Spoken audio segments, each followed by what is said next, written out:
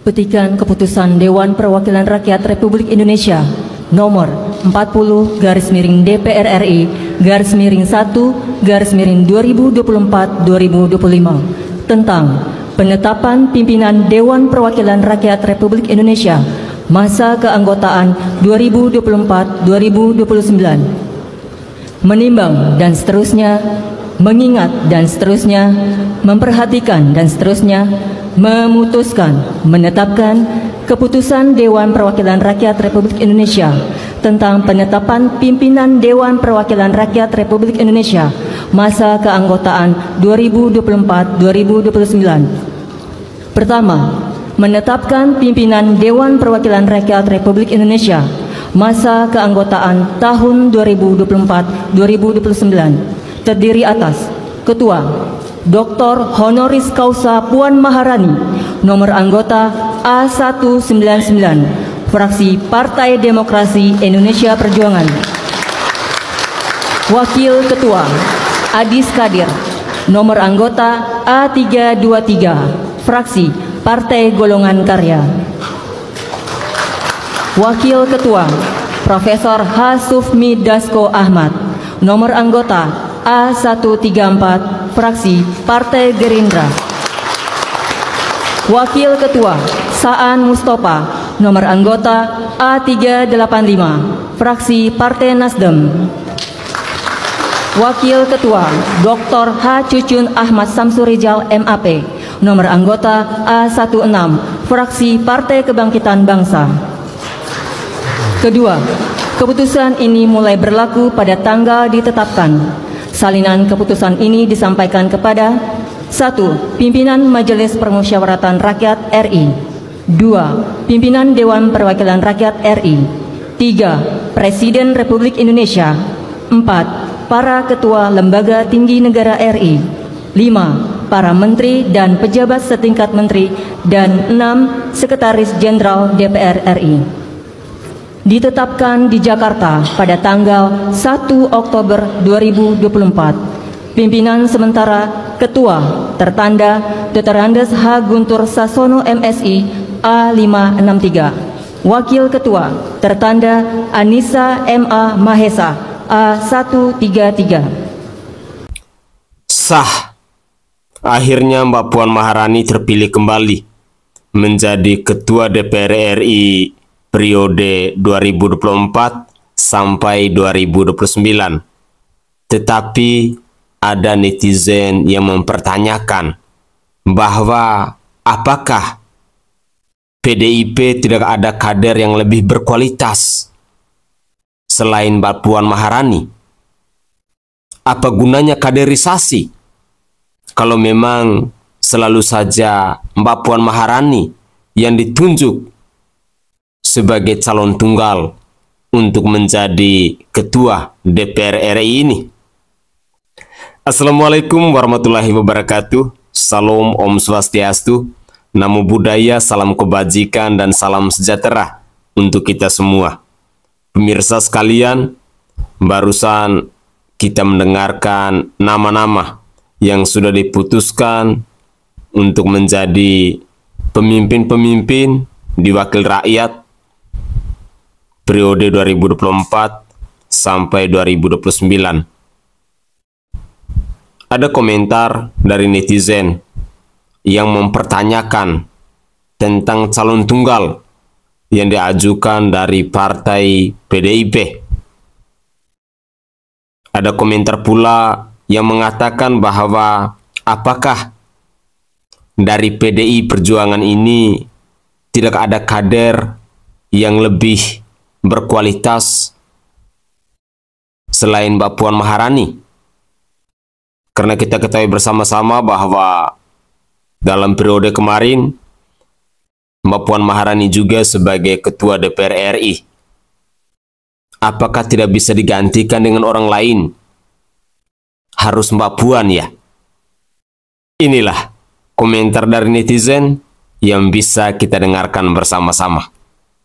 PDIP ajukan Puan sebagai Ketua DPR. Emang nggak ada pilihan lain? Guys, PDIP sebagai partai pemenang pemilu 2024 ternyata lagi-lagi ajukan anaknya Megawati, Puan Maharani sebagai Ketua DPR. Wah, apa nggak ada pilihan lain ya guys? Atau karena Puan itu anaknya Ketua Umum? Pengajuan Puan sebagai calon Ketua DPR RI ini dikonfirmasi sama DPP PDIP guys, yaitu Said Abdullah. Apalagi Undang-Undang MD3 juga nggak ada perubahan. Jadi posisi DPR dan MPR sudah dipastiin dipegang sama PDIP guys. Kalau untuk posisi Ketua MPR, sampai sekarang masih belum diputuskan siapa yang bakalan maju. Menurut kalian, pengajuan Puan sebagai Ketua DPR ini karena murni kemampuan atau karena anaknya Megawati guys? Ada kabar panas nih dari Senayan. PDI Perjuangan resmi menetapkan Puan Maharani sebagai calon tunggal Ketua DPR RI untuk periode 2024 sampai 2029. Ya teman-teman, alias nggak ada saingan. Gimana tanggapan kalian soal ini?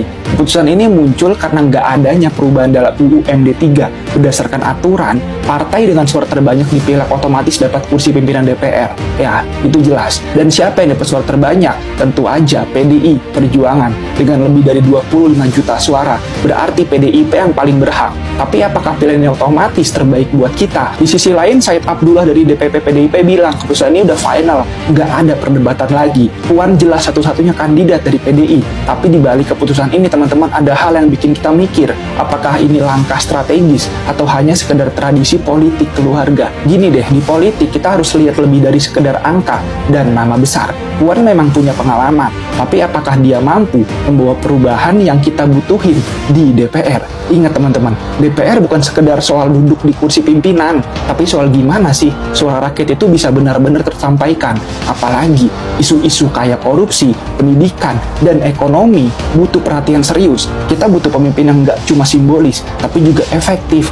Jadi teman-teman, apakah keputusan PDIP ini emang dengan kemajuan bangsa atau cuma sekedar bagi-bagi kursi kekuasaan? Itu pertanyaan yang harus kita semua pikirkan. Politik itu tentang masa depan kita, bukan cuma soal keluarga besar atau tradisi partai. Secara pendapat kalian, drop komen teman-teman. Soal penentuan DPR gimana nih? Ketua DPR adalah sesuai dengan ketentuan Undang-Undang MD3, maka Ketua DPR diduduki oleh pemilik kursi terbanyak di parlemen. Ada kemungkinan peluang revisi? Ya, semua kemungkinan ada. Cuma kita lihat trennya kan. Sampai hari ini saya belum lihat lagi apakah suara Golkar sudah melampaui PDIP, tapi 2 hari yang lalu saya lihat Golkar masih di bawah PDIP.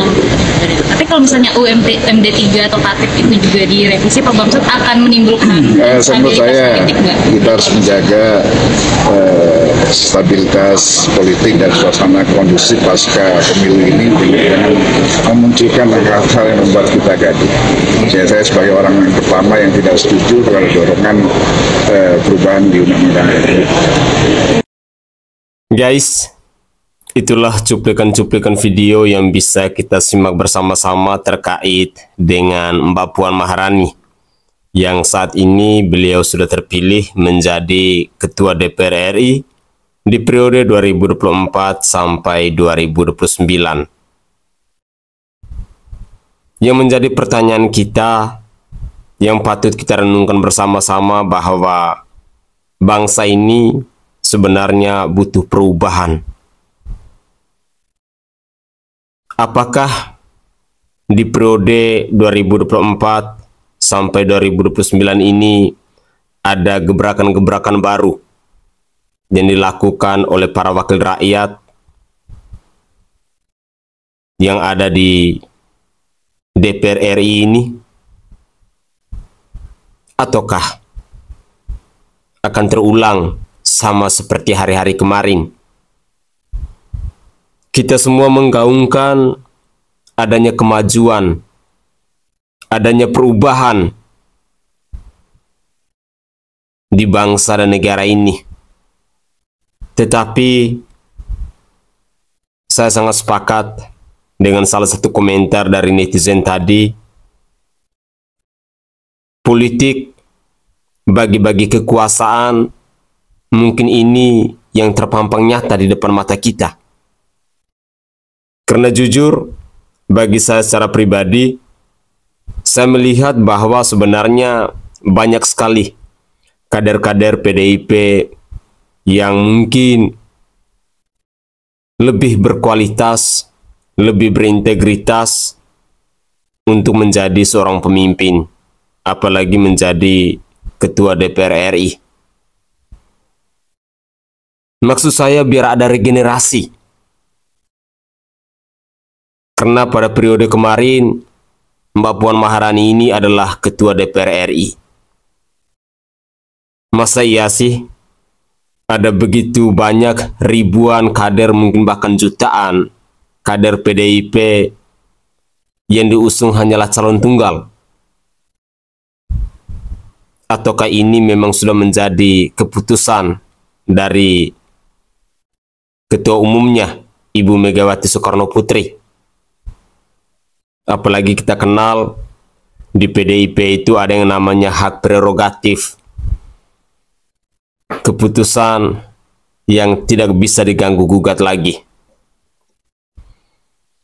Tetapi semuanya sudah terjadi, tinggal kita saksikan apakah akan ada perubahan untuk kesejahteraan, untuk keberpihakan, atas segala keputusan, atas segala kebijakan yang diambil oleh pemerintah maupun wakil rakyat yang ada di Senayan ini. Saya berharap bahwa kita masyarakat Indonesia bisa melek matanya, karena tampaknya percuma kita berkoar-koar, percuma kita menyerukan aspirasi kita bila pada akhirnya mereka yang ada di pucuk kekuasaan itu membagi-bagi jabatan dan lain sebagainya. Ketika kampanye, mereka berjanji bahwa mereka akan mendengarkan aspirasi rakyat, tetapi lebih banyak kita menemukan ketika mereka sudah duduk di kursi kekuasaan, maka janji itu hanyalah sekedar janji. Sangat mudah untuk dilupakan. Seringkali kita menyaksikan hal-hal seperti itu. Tetapi semoga saja di periode yang baru ini ada perbaikan, ada perubahan yang dilakukan oleh Ketua DPR RI. Walaupun pada hari kemarin ada banyak hal sebenarnya yang kita saksikan bersama-sama ketika ada undang-undang perampasan aset yang sampai hari ini pun tidak dipalu, ketika ada undang-undang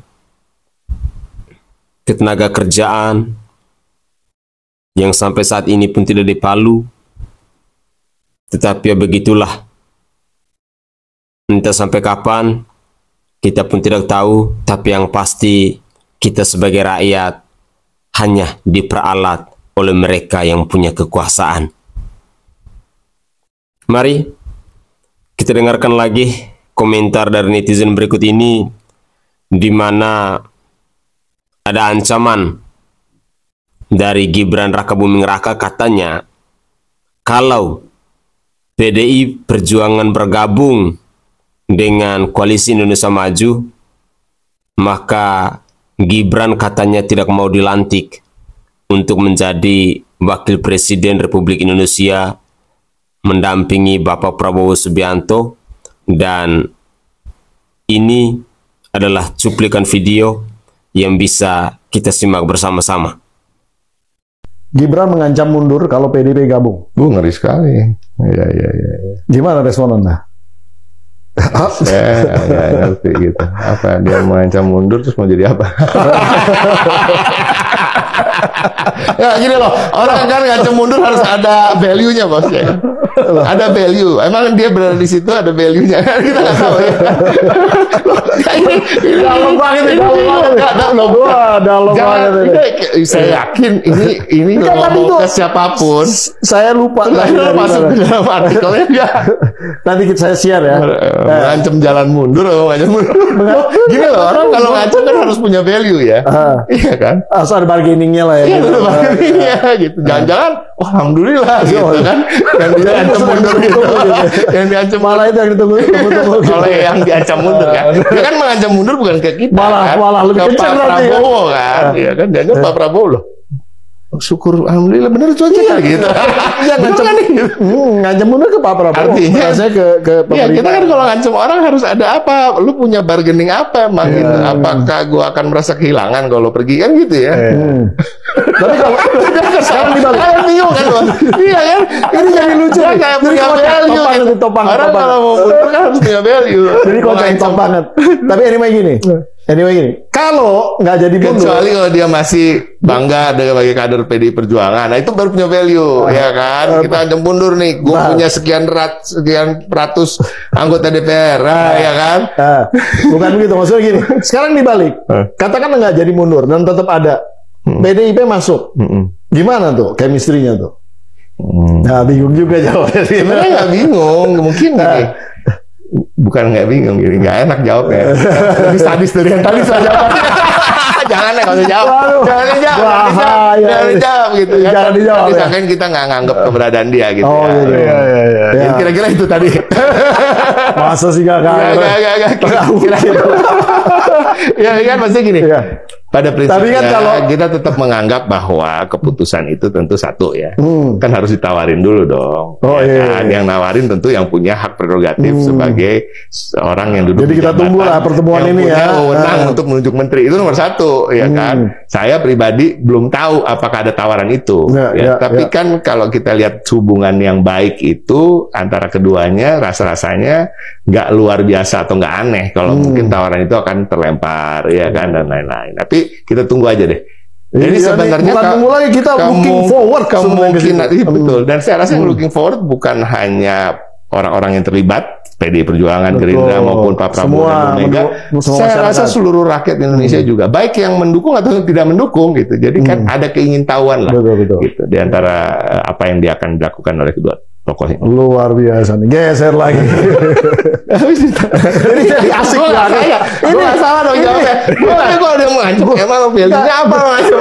Saya pikir kita ngomong bakal serius dan nggak ada lucu-lucu, ini malah jadi kocak banget, keren banget gitu loh maksudnya ya. Nah, Bung Rizwan, ini gimana? Apa namanya? Kan kalau PDIP gabung, ini kan hampir dibilang semua kekuatan parlemen ada di pemerintahan gitu mendukung. Nah, ya kalau dalam konteks kembali ke tata pemerintahan ini, check and balance itu gimana bisa jalan kalau kayak gitu ya? Saya menyebutnya ini Bang Bumpi, the beauty of Indonesian democracy. Aduh, ini bisa atur-atur aja sesuka gitu. jadi betapa cantiknya demokrasi di Indonesia. Semua partai yang kalah bisa ikut berbondong-bondong untuk mendukung pemerintahan yang baru, bahkan kemungkinan besar bergabung di pemerintahan yang baru.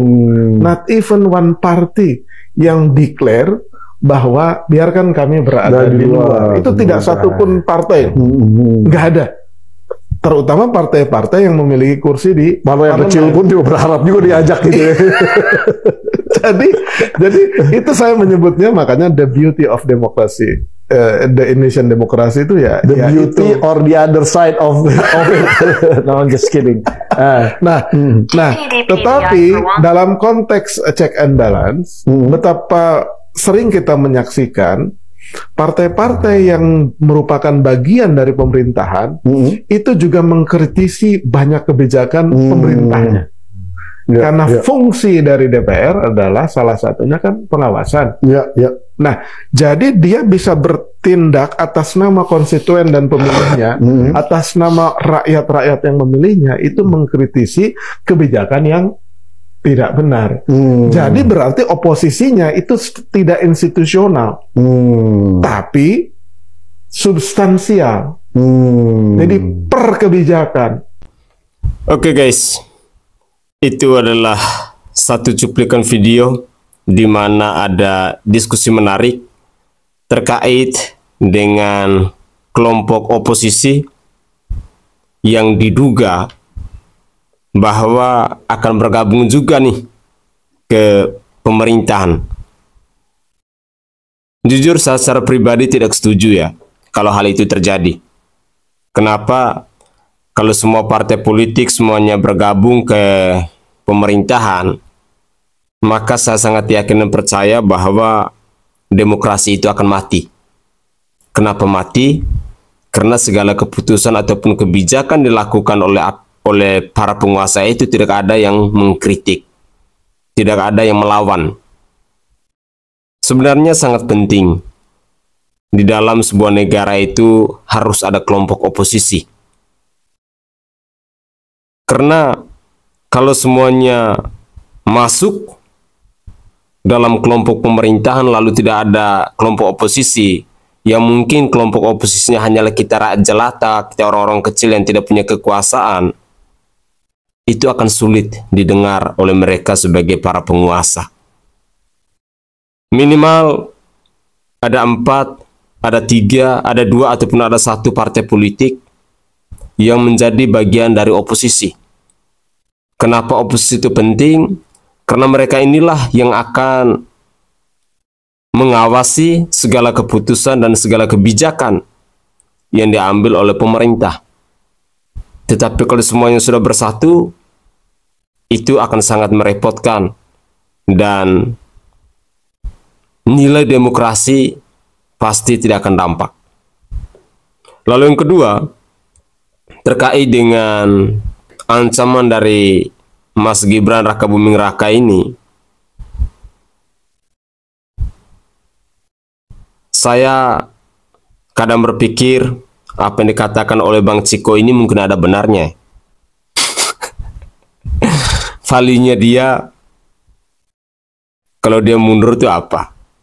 Sehingga dia berani untuk mengancam demikian. Apakah akan ada yang menyesal kalau seandainya Gibran Rakabuming Raka ini mundur sebagai calon wakil presiden? Ataukah mungkin banyak orang akan bersorak riang gembira kalau memang Gibran ini mundur sebagai calon wakil presiden?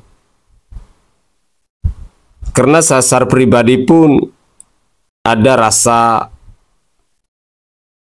tidak adanya keberpihakan kepada Mas Gibran Rakabuming Raka ini. Terlebih khususnya ketika dia maju sebagai calon wakil presiden dengan cara-cara yang inkonstitusional, yakni mengobrak-abrik undang-undang lewat pamannya.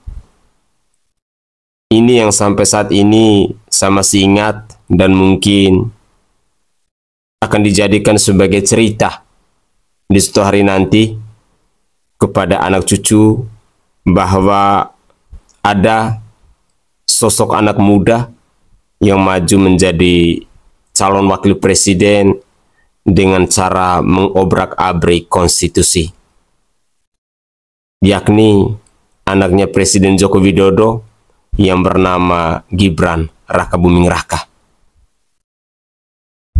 Siapapun kita pasti akan ingat momen, peristiwa, dan kejadian itu.